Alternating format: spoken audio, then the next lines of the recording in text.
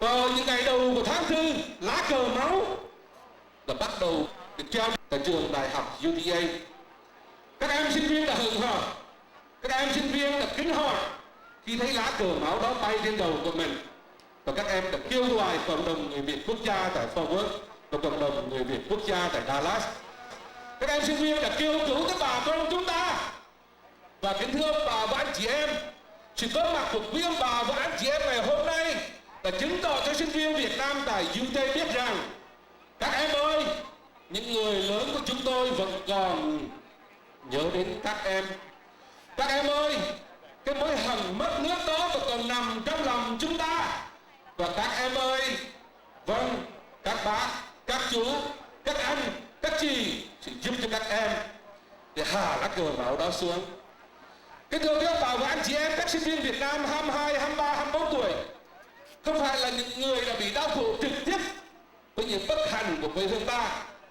Nhưng điều đó không có thể nào ngăn cấm các em không đau cái nỗi đau của những người cha anh đi trước. Nhưng điều đó không ngăn cấm các em đau cái đau của quê hương và đau cái đau của dân tộc. Quý ông bà và anh chị em Việt Nam ơi, tôi đã thấy, tôi đã nghe những tiếng khóc của các em.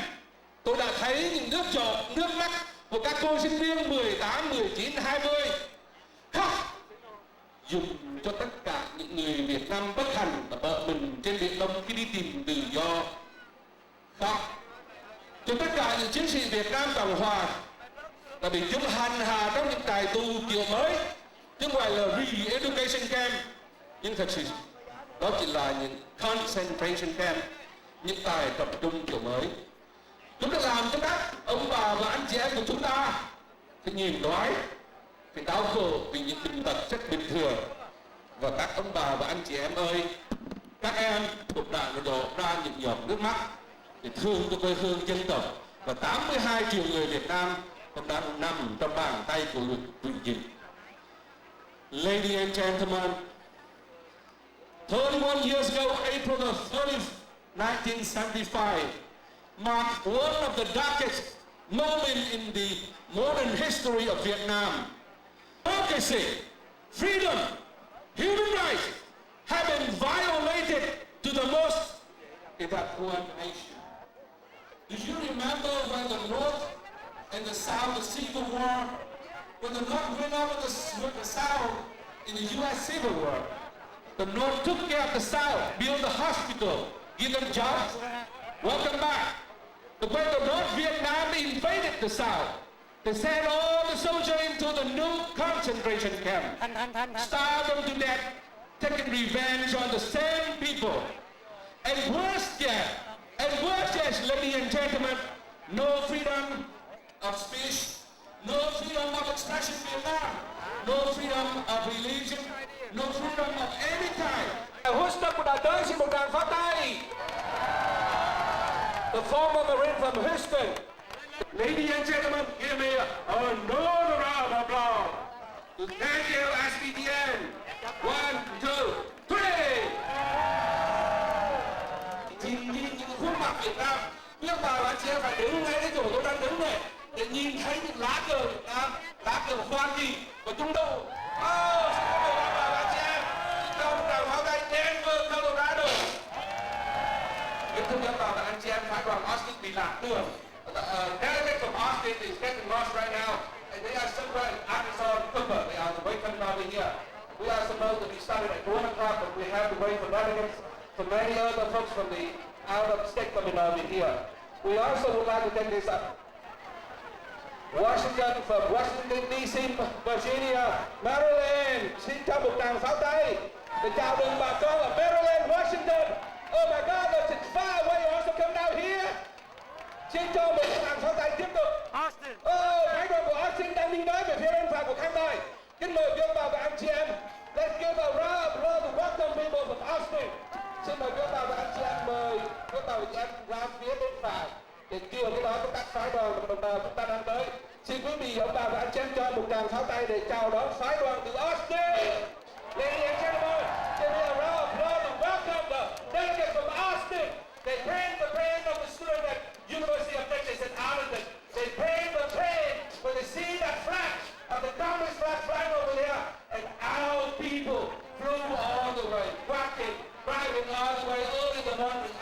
over here. Just to tell the student over here, we are with you. We are behind you. Turn around. Thì đây là tổng hội cựu sinh viên sĩ quan vợ bị quốc gia ở Houston. But Canada in Vietnam and they come all the way from Houston early in this morning. Và thưa quý vị ông bà chị em, thưa quý ông bà và anh chị em, trước mặt chúng tôi ngay phía bên trái là việc xin tôi xem các bạn là trước mặt chúng ta. Đây là người đề xin quý vị một tràng pháo tay thật lớn. Thank you so much to Vietnamese Veterans Association from Austin. They come over here to praise, to give a hand. They come over here early in the morning in order to voice the same concern, to share the pain that our people are feeling right now.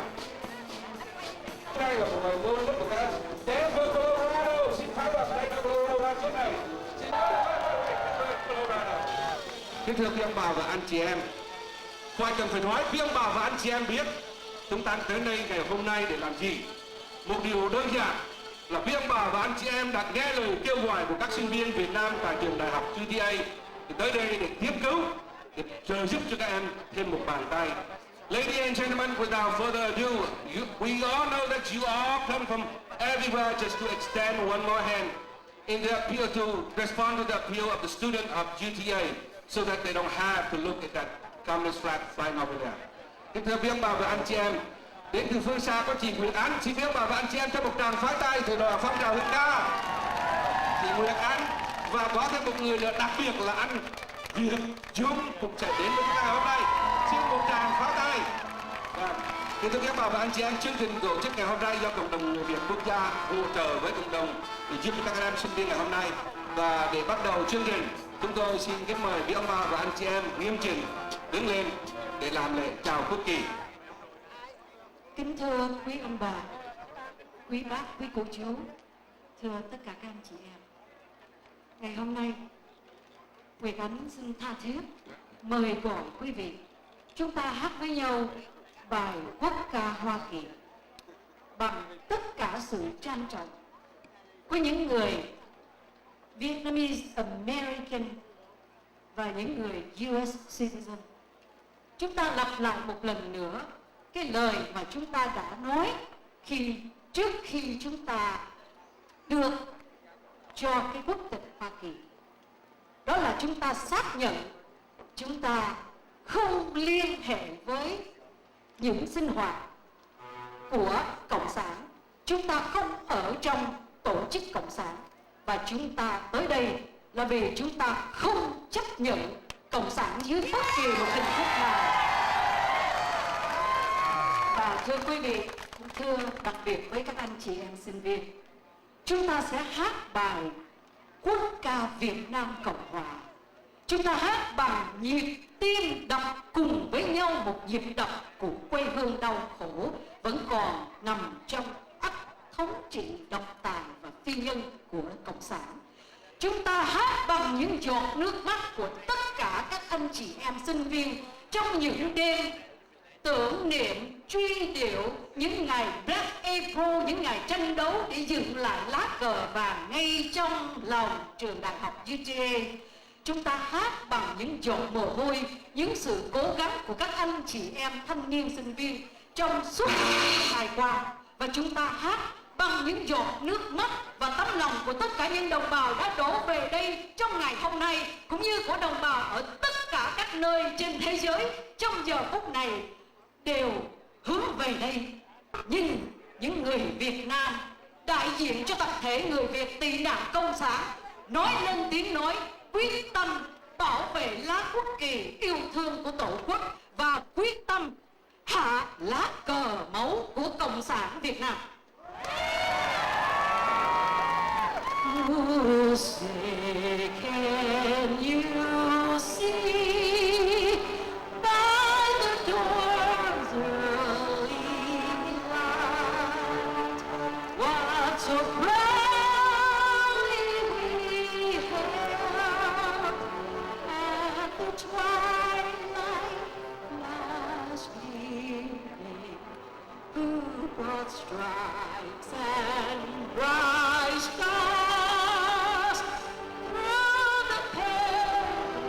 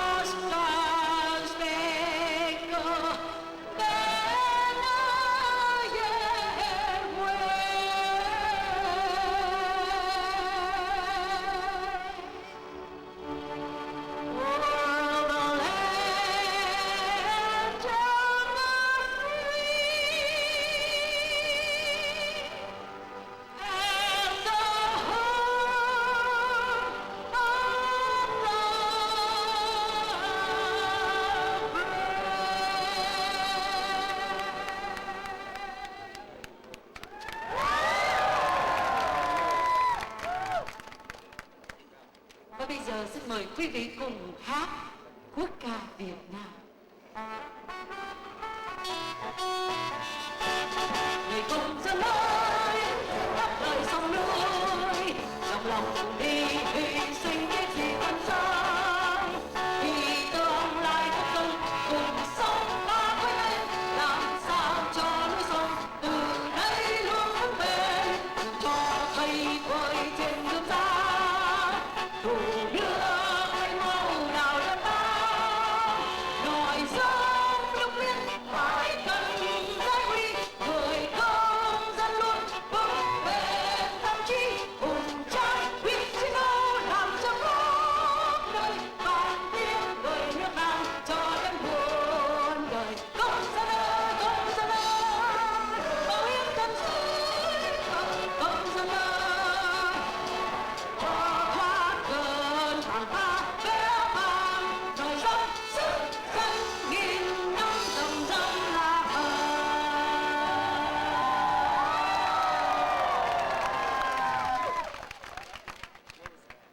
Kính thưa quý ông bà và anh chị em, sau đây là một phút mặc niệm để tưởng nhớ đến các chiến sĩ quân lực Việt Nam Cộng Hòa đã bỏ mình cho tự do và dân chủ, để tưởng nhớ các đồng bào bất hạnh phải bỏ mình trên đường vượt biên, để tưởng nhớ đến những đồng bào Việt Nam vẫn còn đang nằm trong vòng tay lao tù của Cộng sản, và để tưởng nhớ đến 58 người ngàn quân lực của Hoa Kỳ đã bỏ mình tranh đấu cho tự do và dân chủ cho Việt Nam.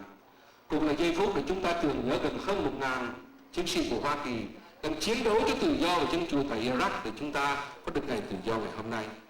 Ladies and gentlemen, the following is a moment of silence in memory of the former soldier of the Republic of Vietnam who sacrificed their life to protect the freedom and democracy so that we can be here today. It's also in memory of more than 1,000 soldiers of ours are fighting in Iraq so that we can enjoy the freedom and democracy we are standing today. We also in memory of those women, of those children who died in the open sea during the period to escape for freedom in Vietnam. Kính thưa quý ông bà và anh chị em, phút mặc niệm bắt đầu.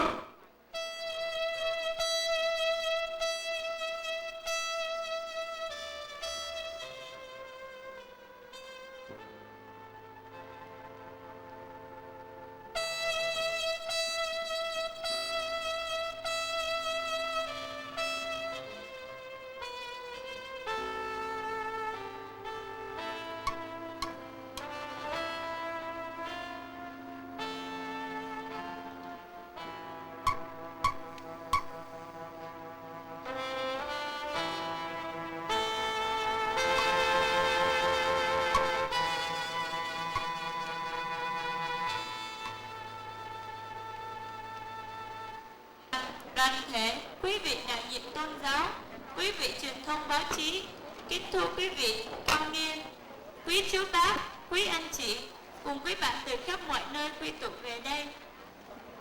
Hôm nay, chúng ta tụ họp nơi đây không phải để khơi dậy một niềm đau, nhưng để chúng ta cùng thương nhớ, tưởng niệm những vị anh hùng đã nằm xuống để đấu tranh cho sự tự do ngôn luận và dân chủ cho đất nước Việt Nam. Bởi vì những gì đã xảy ra đã là quá khứ, lịch sử, dù muốn hay không, chúng ta không thể nào thay thế được.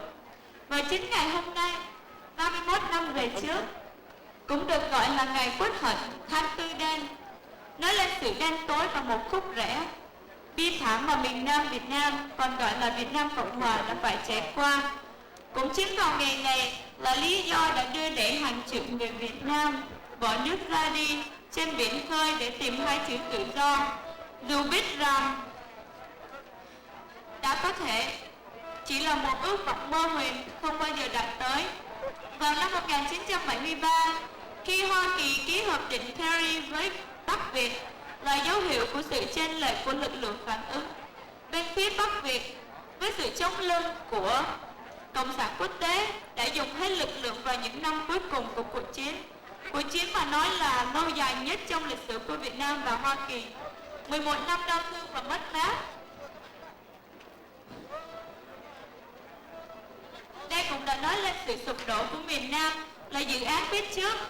Nhưng quân dân miền Nam vẫn dùng hết sức lực để tranh đấu một cách anh dũng và nhiệt liệt, biết đến hơi thở cuối cùng. Hơn 20 triệu người Việt miền Nam đã phải sống lên lết vì sự tàn bạo của chế độ tư bản đã đưa đẩy họ vào những ngày đen tối và một sự mất mát lớn lao nhất, đó là Sài Gòn Việt Nam yêu dấu. Nhưng một thời gian dài đã trôi qua, tuy vết thương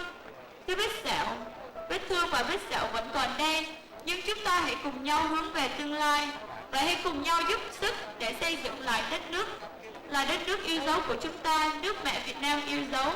Để một ngày nào đó rất gần đây, lá cờ vàng ba thập đỏ không những chỉ tung bay khắp khới ở đây, nhưng mà cũng sẽ tung bay khắp khới ngay tại Việt Nam, nước yêu dấu của chúng ta. Và chúng ta cũng đừng quên cảm ơn những người bạn đồng hành, đó là nước Hoa Kỳ tự do đã mở rộng bàn tay đón nhận chúng ta. Mục đích hôm nay chúng ta đến đây là để tuyên dương lá cờ vàng ba thập đỏ thân yêu và những người đã nằm xuống cho sự tự do và đồng hành bắt tay lại, không những để hạ cờ đỏ sao vàng trên đất nước Mỹ này, nhưng một ngày nào đó sẽ lật đổ ngay cả lá cờ vàng sao các cờ đỏ sao vàng trên đất nước Việt Nam thân yêu của chúng ta. Và con xin nói một cái nữa là ông Michael Moore, ông đã nói với chúng ta rằng là 500 người chưa tới, huống gì là 5.000 người. Nhưng chúng ta đã nói với ông rằng người Việt Nam chúng ta rất là mạnh mẽ, chúng ta có thể tiếng nói của chúng ta rất là lớn, và nước Mỹ này chúng ta đã ở đây rất là lâu rồi, chúng ta đây là đất nước của chúng ta, cho nên không có người nào có thể qua đây và lấy đất nước này đi của chúng ta được. Cho nên một ngày nào đó lá cờ của mình không những chỉ bay phất phới ở đây, nhưng mà ngay cả ở Việt Nam sẽ tung bay phất phới tất cả trên toàn thế giới. Thank you very much. Cảm ơn tất cả mọi người. Cảm ơn cô Bùi Nhi, Chủ tịch người sinh viên Việt Nam tại UTA. Ông Thái Hóa Tố, Chủ tịch Cộng đồng Người Việt Quốc gia tại Dallas có đôi lời cùng ông bà và anh chị em. Xin kính mời anh Thái Hóa Tố.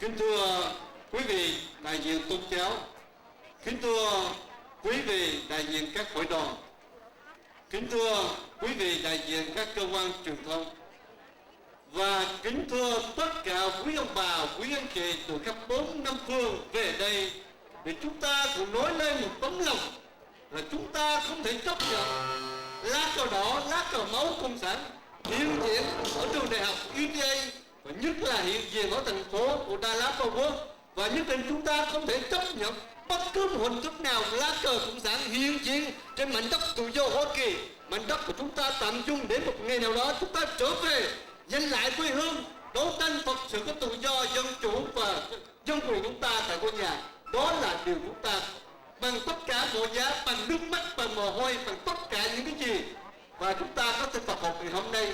Và chúng tôi rất là cảm kích sự hiện diện của tất cả các quý ông bà, quý anh chị ở từ xa về đây để chung cùng với hai cộng đồng nói lên một quyết tâm là chúng ta quyết định hạ cờ máu cộng sản, và nhất định một ngày nào đó chúng ta không thể nào để lá cờ máu cộng sản hiện diện khắp mọi nơi trên vùng đất Hoa Kỳ. Một lần nữa chúng tôi xin quý vị hô chúng tôi những câu hiệu: quyết tâm hạ cờ máu cộng sản, quyết tâm hạ cờ máu cộng sản, quyết tâm hạ cờ máu cộng sản, quyết tâm hạ cờ máu cộng sản. Down with communists! Down with communists! Down with communists! Freedom for Việt Nam! Freedom for Việt Nam! Human rights for Việt Nam! Freedom for Việt Nam!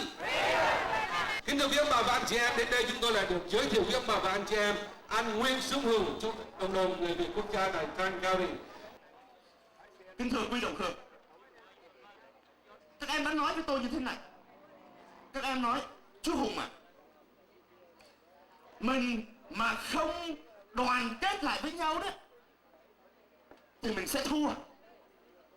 Cái câu nói này tôi đã đọc trên báo, tôi đã nghe rất nhiều người lớn nói với tôi. Nhưng khi mà nó xuất phát từ một em bé 18 tuổi, nó có một cái tác động ở trong cái tâm hồn của tôi. Và khi tôi làm việc với các em trong suốt 5-6 tuần qua, tôi đã khóc. Và tôi đã khóc rất nhiều. Tôi khóc vì niềm tin của lá cờ vàng đã được vực dậy.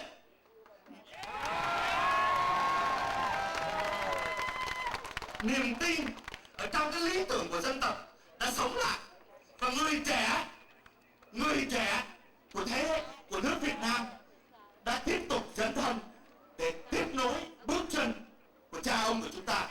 Đó là một cái niềm vui mà tất cả những người nào quan tâm đến vận mạng của dân tộc không thể nào quên được. Một cái niềm vui mà tôi không thể tả được cho mọi người. Kính thưa quý đồng hương, UTA dựng lá cờ đỏ. Chúng ta hạ lá cờ đỏ ở tại UTA. Ngày mai sẽ có lá cờ đỏ xuất hiện ở một cái building khác. Ngày mai sẽ có một cái lá cờ đỏ xuất hiện ở một thành phố khác. Và ngày mốt sẽ có một cái lá cờ đỏ xuất hiện ở một cái tiểu bang khác. Chúng ta tiếp tục đấu tranh để hạ những lá cờ đỏ. Một điều quan trọng mà chúng ta cần phải làm ngay bây giờ là chúng ta hãy dựng lá cờ vàng của chúng ta ở trong lòng của mọi thế hệ của nước Việt Nam. Đó là cái điều chúng ta cần phải làm. Ngày hôm nay chúng ta sẽ nói cho ban quản trị của trường sinh viên UTA, chúng ta sẽ nói với họ rằng chúng ta sẽ không chịu thua, chúng ta sẽ không đầu hàng. Tại vì năm 1954 chúng ta đã bỏ miền Bắc vào miền Nam. Năm 1975 chúng ta đã bỏ miền Nam ra hải ngoại. Stand and fight. Stand and fight. Stand and fight. Surrender is not an option. Surrendering is not an option. Giving up is not an option. Stand and fight. Stand and fight. Thank you very much.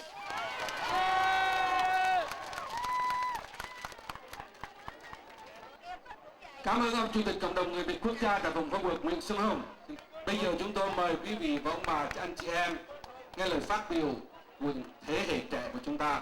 Ladies and gentlemen, you have heard the expression, the feeling from the older generation.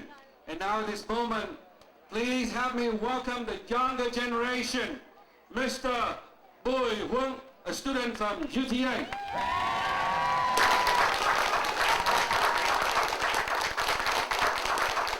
Chào quý vị, kính chào các bác và các chú. Sau đây, xin cho cháu có vài lời bằng tiếng Anh với tất cả các anh chị em cùng lứa tuổi với con. Brothers and sisters, who are we and what makes you and me an Vietnamese American? Our uncertainty of Vietnamese identity has been impacted and will most likely affect today and the future of our generation. Without our parents, we would never be right here. How many of us really know how we got here? What our parents did and what our grandparents did to get here? Let us remember the darkest day of our lives, the darkest day of the history of Vietnam, April 30th, 1975. The day when freedom was officially ambushed that forced millions of Vietnamese, such as the people you call mom, dad, brothers, sisters, uncle, even your neighbors, to abandon their motherland, to come to a country where they know nothing. Remember this day for its injustice and agony in your blood. The blood that your parents and many millions of people shed for the sake of your future, of your freedom. The future generations are everything in the next decade. If you can maintain a legacy which will deeply rooted in your heart, then let today be the awakening. Let today be the water that will straighten your roots. Let today be the day we put words into action. Let today be the day for rejuvenation. This is our fate. To be the Martin Luther King of the people, we must accept the duties of sons and daughters of Vietnam. A free country of democracy, not oppression and tyranny. Millions and millions of Vietnam people and everywhere around this great nation are waiting for us, the chosen ones, to stand up and lead them out of destruction of communists. Many people are willing to stand with you as long as you take the first step to redefine and regain the country that was once lost its empires. Well, this empire will be in more jeopardy if nothing's being done. This empire will lose its true roots that it has developed as a Vietnamese identity. Our land has been invaded and lost for years, while our heritage is in a dilemma.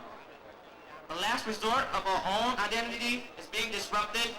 And are you willing to let the Vietnamese Communist flag rising next to ours to wash away slowly that was created 2,000 years ago, that has been represented from your ancestors to this very moment?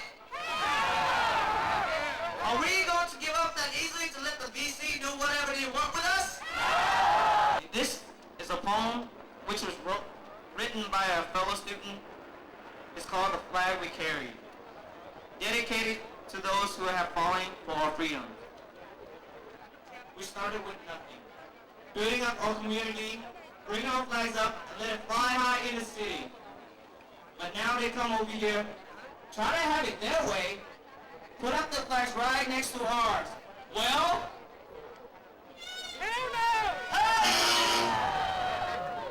I say, we have lost once 30 years ago, but not again. Let all these bloods to waste and the lost lives in vain.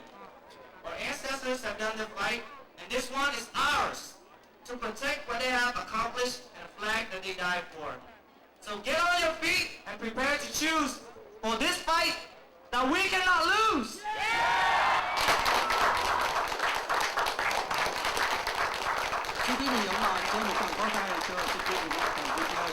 At this time, would you please welcome Mrs. Uyên V.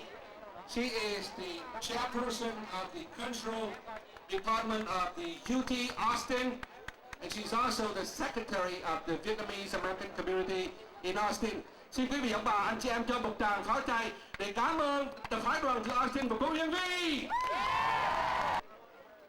Hello everyone. Thanks for having Austin community to have a chance to come to Arlington to share our thoughts and support for Arlington.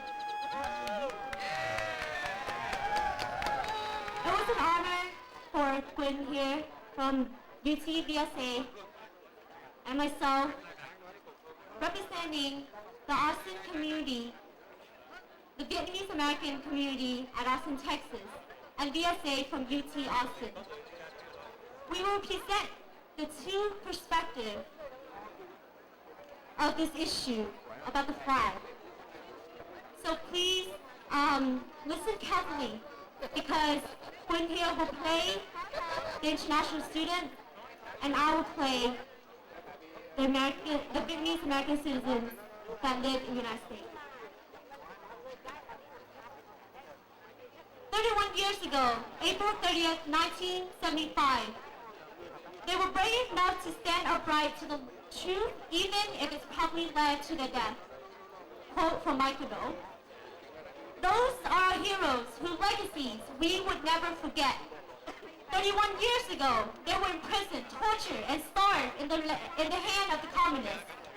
Thousands of people died during the war, and many more were forced to give up their lives, homes, and families to force out of our country to seek for the land of freedom. We will never forget these pains. But today, seeing the Communist flag on the day that we commemorate the fall of Saigon have added more pains to us all. When we look at the red flag, we see nothing but our father, mother, brothers, sister blood.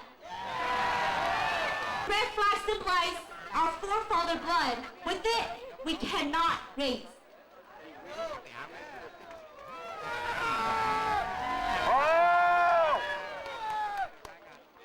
You are the second generation and are considered as American citizens. I ask why you care. I share not only the American culture, but also my Vietnamese heritage. The future we look forward, but the past will not be faded now. Vietnam we left behind, but our Vietnamese blood will forever be passed on. Freedom for Vietnam! Freedom for Vietnam! Freedom for Vietnam! Thank you. Freedom for Vietnam! Freedom for Vietnam! I'm very proud to introduce to you several of our friends from the City Council of Arlington. They're going to have a few words with you. First, I'd like to introduce to you Ms. Lena Wolf, City Council of Arlington. Thank you. It is so nice to be here with these wonderful people today. I want to tell you,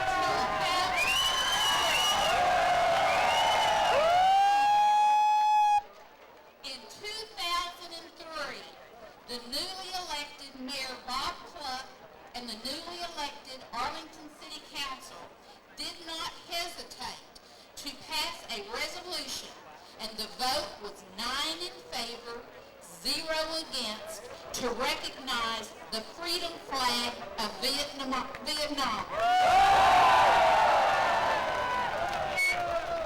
It is the right thing to do because of the Vietnamese Americans that live in our city.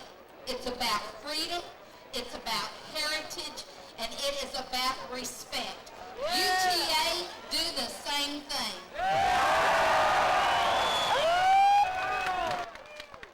Thank you, Ms. Wolf.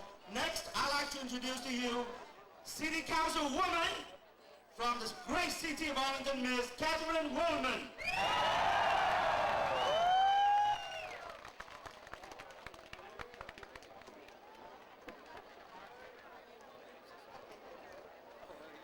Thank you so much for the privilege to be invited here today to be part of this Freedom Walk. I want to tell you that I commend you. I respect the honor that you are giving to your flag and our flag today. It is really a privilege to see all of you here, to just tell you what your commitment means to our city, our state, our country. And what I would like to say is, to the campus of UTA, to the city of Arlington, to the state of Texas, to the United States of America, to the Vietnam, and to the world, let freedom ring! Thank you so much.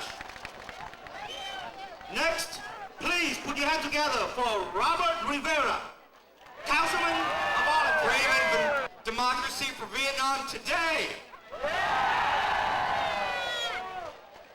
This is not a problem for those who are students at the university. This is not a problem for people who live in Arlington. This is a problem for people who are fighting for freedom and democracy across the world. UTA, I ask you as a citizen of Arlington, as a member of our city council, and as a former student of this university, to please recognize solely the freedom flag for Vietnam.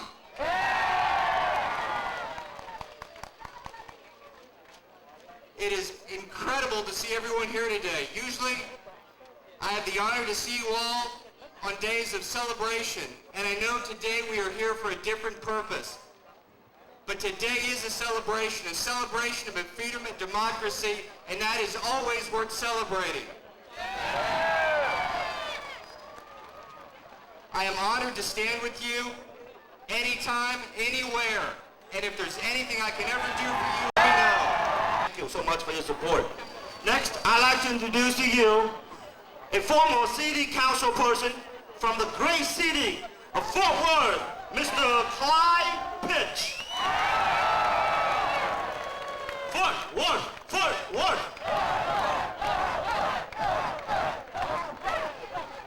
Thank you so much. It's great to be be here. 40 years ago, I was a young captain training to go to Vietnam.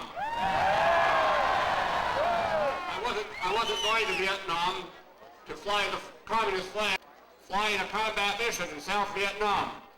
I wasn't wounded to fly the flag of the communist nation over UTA. I was wounded to preserve the liberty and freedom of the South Vietnamese people. 40 years ago, next January, I was wounded for the third time and wasn't able to stay in Vietnam, so I had to come home. But I didn't get wounded to fly the flag of a communist nation over UTA. I was wounded fighting for the freedom and liberty of the South Vietnamese people. Now, we recognize that a lot died in Vietnam, but a lot more South Vietnamese military died in Vietnam than did Americans. And we don't want those people who have their names on the Vietnam Wall in Washington, and those people in South Vietnam who died fighting for their country, we don't want to ignore their sacrifices so the communist Vietnamese flag can fly over UTA. Thank you so much for fighting for your freedom still. It's time we recognize all the South Vietnamese people and the sacrifices they made to gain liberty and freedom. Thank you very much for having me. Thank you so much, Mr. Pitch. Now let's switch tone a little bit. I'd like to introduce to you the wife of an American vet who have served in Vietnam, Miss Denita Gonda. Please welcome Miss Denita Gonda.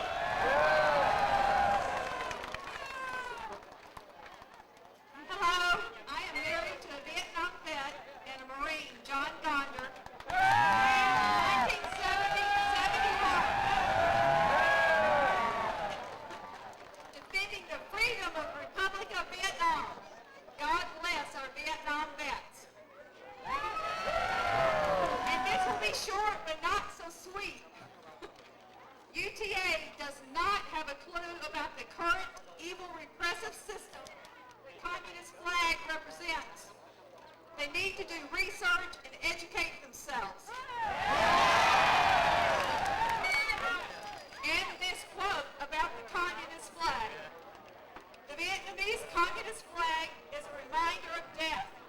It is a blood-reeking flag under which some 3.5 million Vietnamese lives have been sacrificed for the war-mongering goals of the Communist Party of Vietnam, CPV.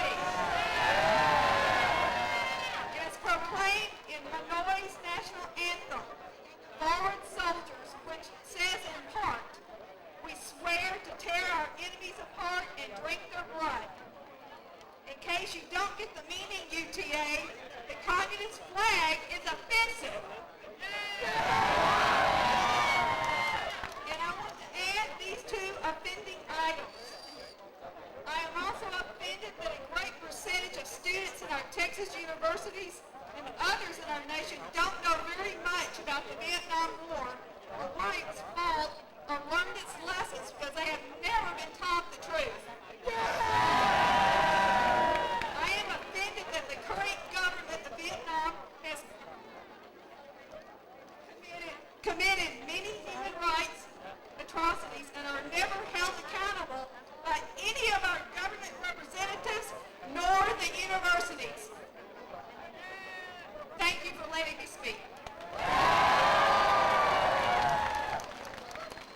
Kính thưa quý đồng hương, tôi xin nhắc nhở quý đồng hương là quý nào vị nào mà khát nước á, từ phía bên tay phải có nước lạnh cho mọi người. Và cũng đừng quên là hãy ký vào thỉnh nguyện thư. Chúng ta sẽ gửi những lá thư đó đến cho ông thống đốc của tiểu bang Texas là ông Rick Perry và cho thượng nghị viện của tiểu bang Texas và cũng như là các vị dân biểu, trong đó có vị dân biểu thân thương của chúng ta là Hubert Võ. Tôi cũng xin thay mặt cho ban tổ chức và toàn thể mọi người đây chào mừng gia đình Phật tử từ chùa Từ Đàm có mặt hơn 50 người ở tại khuôn viên tổ chức gia đình Phật tử Từ Đàm.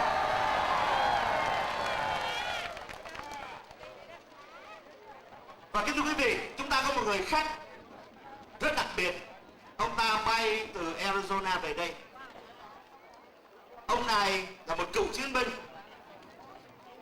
đã chiến đấu ở tại Việt Nam để bảo vệ cho nền tự do dân chủ của miền Nam Việt Nam. Và cho đến giờ này, ông ta vẫn tiếp tục chiến đấu sát cánh với chúng ta. Please put your hands together. Welcome our guest of honor from Arizona, Vietnam vet,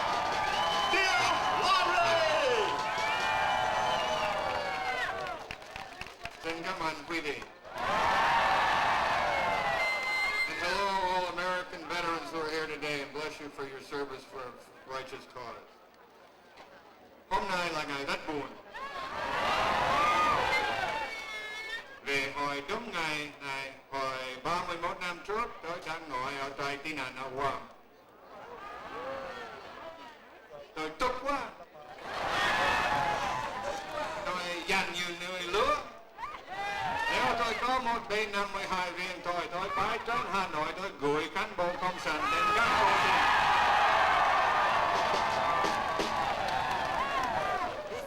31 years ago today, I was sitting in a Guam refugee camp. I was volcanically angry to the depth of my soul. Had I had my own B-52, I would have flown it to Hanoi and I would send the communist cadre to meet their ancestors. Cái điều treo cờ Hà Nội, treo cờ Đảng Cộng sản là xấu lắm. The flying of Hanoi's flag is terrible. Không liên hệ hạn chế người Việt. It is not limited to simply the Vietnamese people, dân tộc Việt Nam. It extends to the people of Laos, the people of Cambodia, and the người Thôn in the highlands. Tất cả mọi người bị áp chế, đàn áp do Đảng Cộng sản Hà Nội. Nhưng mà tôi không thấy hổ thẹn vì nước của tôi, nước này thì cả số người không biết gì cả về đó. I'm ashamed of my own country because it does not know what is going on over there now. And it is both the Laotian people, the Cambodian people, the Montagnard people, the Wahao people, the Cao Dai people, the Buddhist people, the Catholic people, tất cả mọi người bình an, đau khó nhiều. Everybody is suffering under that government. Và còn nữa, thì treo cờ Hà Nội cũng là phản bội nguyên tắc căn bản của nước này. The flying of Hanoi's flag violates. I'm very inspired by the young Vietnamese people here today. You are all very, very good people. Và tôi nghĩ rằng cái ý kiến riêng thôi. Có nhiều người Việt ở đây và công nhận tốt hơn người Mỹ sinh ở đây. My own personal opinion is that many of the Vietnamese here today are better American citizens than many of the Americans who were born here. Và đó là sự thật. Xin cảm ơn quý vị, tôi hy vọng tất cả mọi người có thể đóng góp chống trả trang sách treo cờ Hà Nội, tức là treo cờ phát xít Đông Nam Á. Tức là treo cờ Taliban Đông Nam Á. I'm sure that the people in Hanoi will listen to these words. Xin cảm ơn quý vị. I'd like to bring up a good friend of the Vietnamese community, Mr. Craig Oglesby. I want to thank all of you for being here.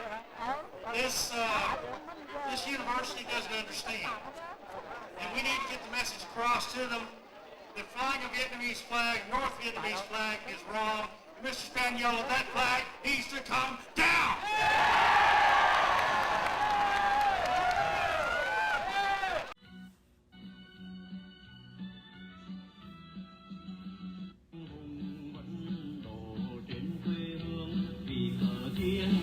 Chiến đấu vì tự do mà anh không cần bao gian nan đầy gian khổ, nước mắt và mồ hôi cho cây đừng máu anh thăng dòng xưa mẹ đóng đầy ngọn cờ vàng phất phới bay. Ta dân Việt với phong trào đấu tranh gương anh hùng nuôi chí lớn, luôn bảo vệ quê hương phát cao cờ dân tộc màu vàng da Việt Nam, màu vàng của tự do. Ta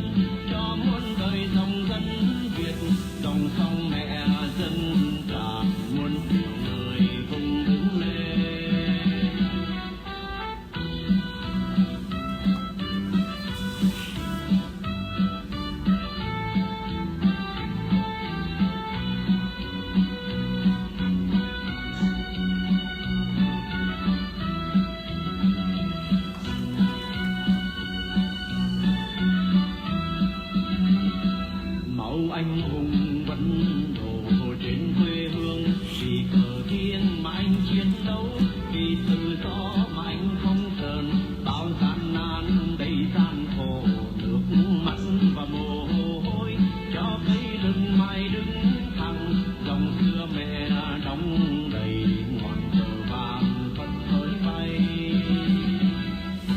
Ta dân Việt quyết không trần đấu tranh, gương anh hùng nuôi chí lớn, luôn bảo vệ quê hương phát cao cờ dân tộc, màu vàng da Việt Nam, màu vàng của tự do.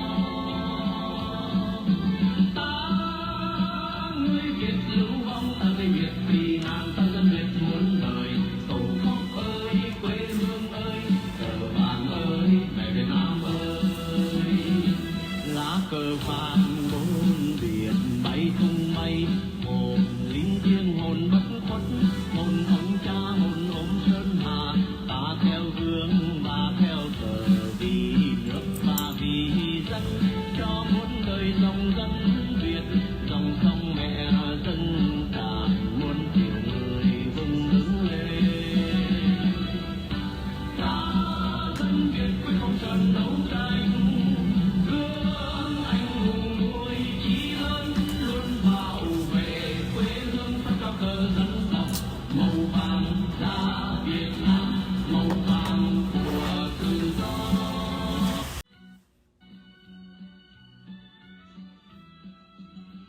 Hùng vẫn đổ trên quê hương vì cờ thiên mà anh chiến đấu, vì tự do